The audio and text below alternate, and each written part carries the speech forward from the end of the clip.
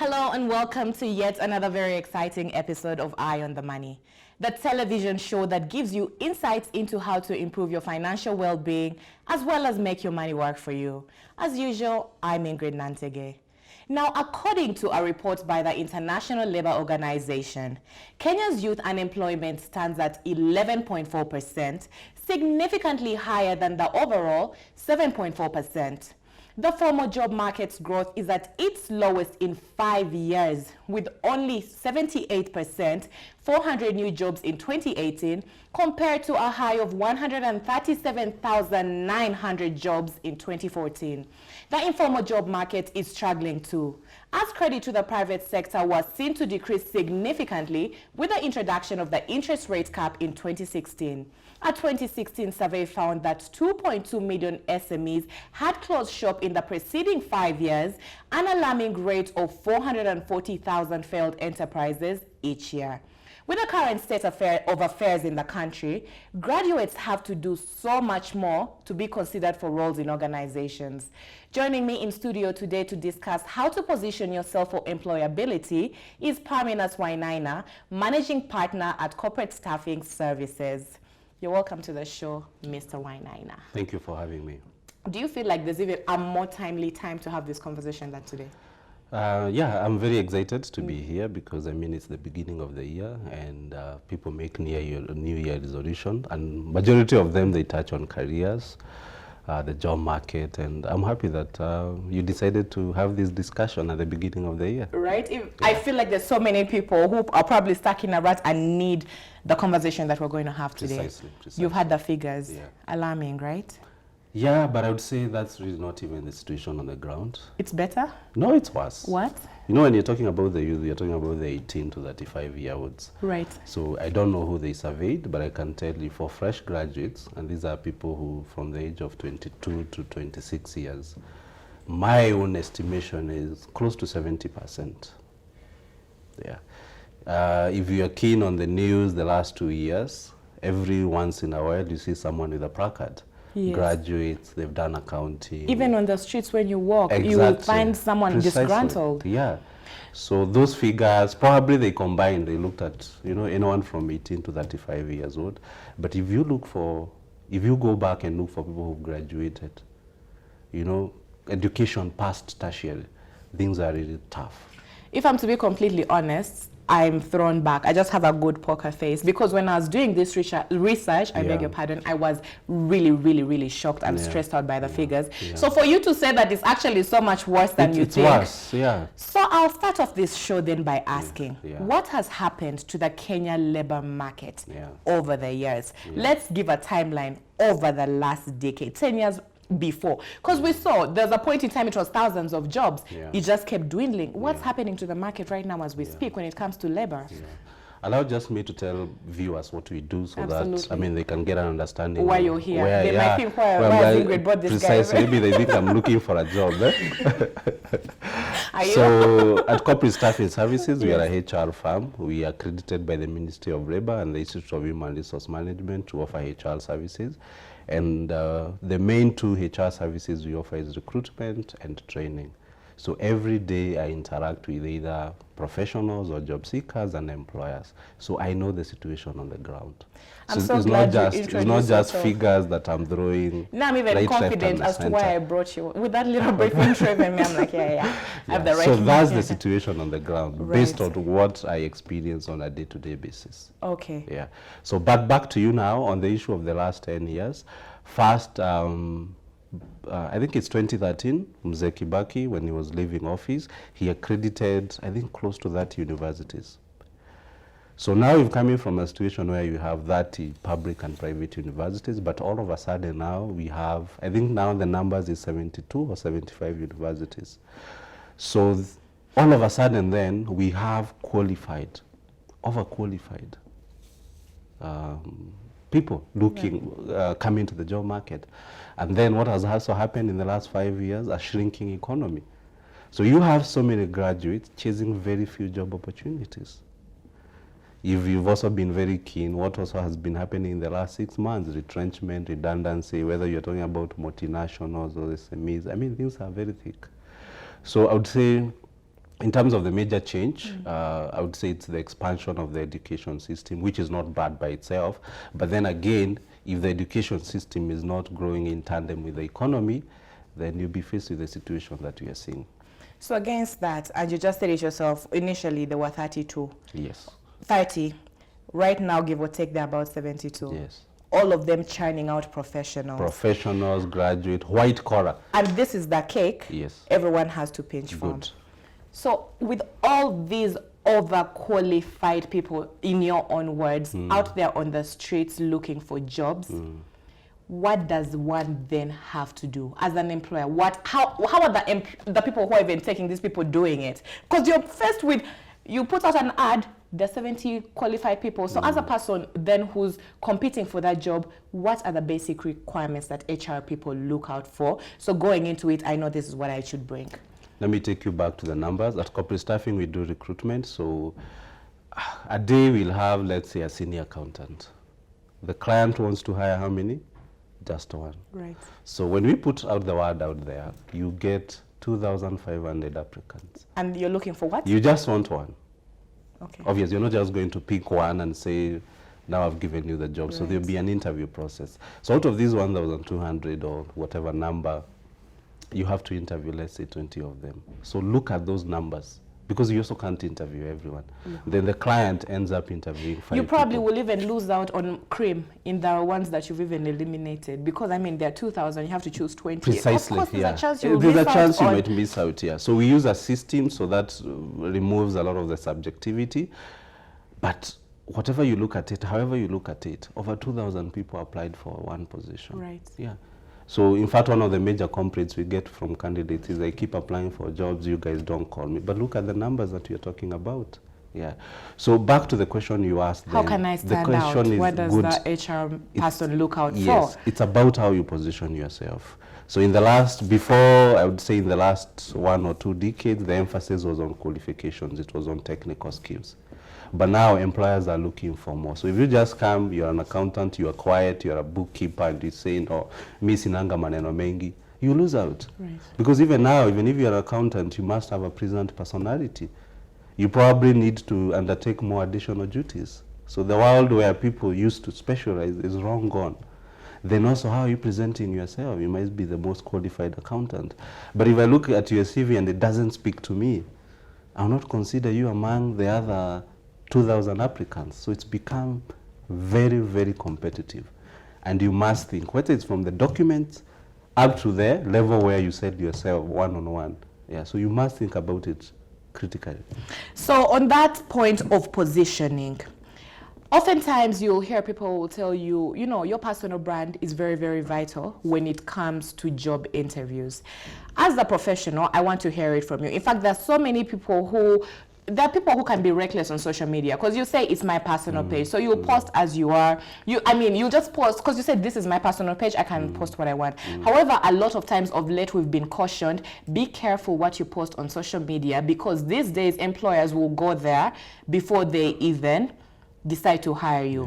Yeah. From an expert's point of view, is this even true, and how much does personal brand play into your employability? Or is it okay, I might have the worst reputation out there, but I have the documents, the paperwork, and I know what I'm doing? So what happens, you come through an interview and you look good, and maybe you go to the final stage. But before we confirm you, we'll be interested to know, who are you, beyond the work. Like I said now, it matters beyond the technical skills that you're bringing on board. Who are you?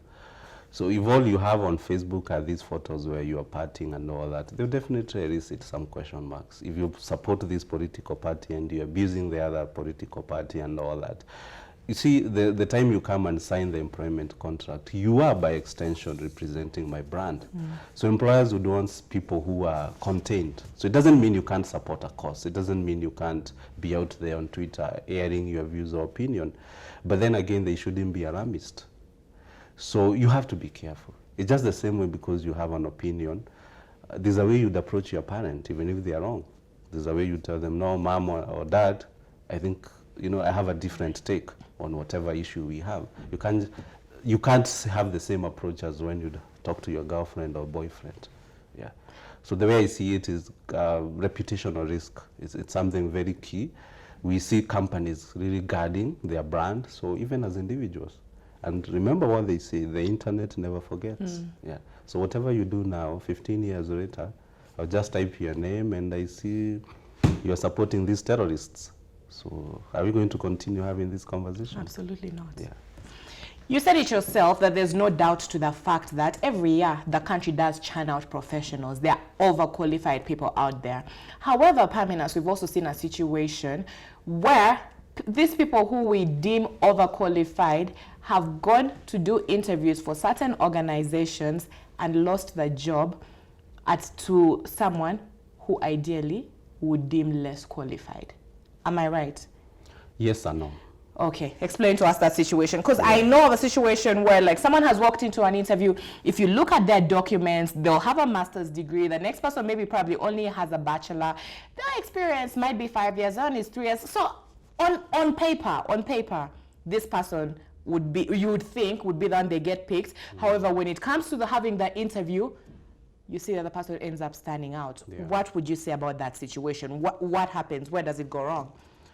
Two things. One, I would look at the ability to sell myself. So if I came here and I have a diploma and I stand out, I'm able to sell myself better. So you against someone who has an MBA, then the employer probably will go with this individual who has a diploma, but they look like they have what it takes. They've been able to sell themselves. They'll be able to show the value they're bringing on board. The other one, and here this is where you have to be very careful, is what are the demands or requirements of the job? If I just want an admin person, an office receptionist, why are you applying if you have your MBA? Your MBA is of no help to me. So you find, because of these few opportunities, people are looking at it and saying, I'm a graduate, but I'll still apply for this reception job. But what you don't know is that the employer, they just want someone who has a diploma. Are you seeing the disconnect? Yes. Yeah. So whereas you feel you are qualified and even might be overqualified and you're even desperate for this position, but when you come to me, what I'm telling you is I just need someone with a diploma with 6 months experience, no more, no less. So anyone with a degree, anyone with a master's, you're wasting your time. You brought up, So that's the disconnect in the market. Yeah. You brought about the aspect of selling yourself, which brings me to the question of now the actual interview process and how much do recruiters actually look out for? Like when you go, because a lot of people, again, I'll say, based off of the fact that you said there's so many overqualified people out there, they'll be qualified. But when it comes to the interview process, you can barely think that's even that person's papers. You're like, there's no way this person who has these papers is the same person who just did the interview. So in the interview process, then what are some of the tips you'd give to secure that job? What are the people, what are the interviewers, what are recruiters, what are HR professionals looking out for so that when I walk into that interview room, I deliver exactly that? Can I interview you? Let's try. I mean, don't embarrass me on my show. But, I mean, I got this job. You so must choose me, and I want to come back. Okay, back. Don't interview me. I feel like you're about to embarrass me. Yeah. So the job search process, it's a two-part process. Right. There's the job application, where it's the CV that speaks on your behalf. And the work of the CV is just to get you in the door. And that's what people don't get right. So when you get yourself right in the door, then the marketing aspect starts. So they are very good. There are people who are very good at showcasing what they are bringing on board on paper. But ask them in a boardroom situation to sell themselves, they can't be able to do that. So I tell people, I mean, these are skills you must learn. So if you come to corporate staffing, there are a lot of articles I do. If you go to my YouTube channel, you find, I think this is one of the most difficult questions. Tell me about yourself. It's been watched close to 200,000 times. Right. So you see there's a need. Because people know, yeah, I can be able to write a good CV, or I've been assisted to write a good CV, but I know I have a problem when it comes to selling myself on interviews. However, what I would want to emphasize on, the main way to win over an interviewer is to look at their requirements, the job description, and then you show how your current or past experience has afforded you, has enabled you now to come, has prepared you for this role that you're being interviewed. If you're able to connect those two, then you'll have an easy time when it comes to interviews. Yeah. So you also mentioned that one of the shortfalls of a lot of people who apply for jobs is you properly see that you don't fit into that job, but you'll still go ahead. They're looking for a diploma holder or a certificate holder. You're a PhD holder, but you're still applying, yet there's no chance. Yeah. But I'll ask, there's sometimes you'll be browsing through maybe those job search engines, you'll see a job, they'll show these are the qualifications we're looking out for, this is the job description. You look at the qualifications, it's a list of 10, but maybe you check about 7 boxes. You don't check all of them, but you check above average. Yeah. Do you, before you apply for that job, does that mean, I mean, you're pushing your luck, you're just trying your luck, but really you're not going to get it? Usually when employers are hiring, do you have to check all the boxes? Or if you meet some of them, then there's a chance you'll get hired. And the reason I ask is because I read about a survey which said that men, when they're going to apply for jobs, even if they have just 2 qualifications, usually men will take the leap and apply. Women might have 9 of 10 qualifications, but if they're missing one and they want. So who's doing it right here? Do you have to check all the boxes, or if you have some of the prerequisites, you still got a shot at it? Every job has a key requirements. So if you're able to meet those key requirements, go ahead. My advice is if you meet 70 to 80% of the requirements, please go ahead and apply. Because the assumption is the reason why you don't even this job is because it offers a challenge. So the challenge could be the 10 or 20% that you don't have. And that can be a point of conversation when you attend the interviews. You can tell them, you are CNN, you're an international brand, that's why I've applied for a job here. I hope your boss is not watching. But, so you can say that. Right. So you don't have to have worked with an international media house. So you can, you don't have to work with an international media house, but you can talk about how you're ready for the challenge. Exactly, yes. And that can somehow qualify you for the job. But you see, at the first instance, you meet the 70 to 80% of the requirement. So you can't be coming from the village, you've never sat where I think you say, I'm here, I'm ready for that. Exactly, it can't work. Ambition can only take you far. Yeah. So ask yourself, just have a checklist, the way you say it. Do I meet A, B, C, D? If by the time you get to the 60, 70%, even your confidence levels, you'll be high. And then you can take the next step. You apply. I feel like there's so many people out there who are just sitting around not knowing what to do. They had gone halfway through the application and said, you know what, I can't do Microsoft Office, like how you've just given hope. So we have so much more to talk about in this conversation. However, I'm going to take a very, very quick break, but do not go anywhere because we have so much more Eye on the Money coming your way. And you can also keep the conversation going on our social media handles at Metropole TV KE on Facebook, Instagram, and Twitter. We'll be right back.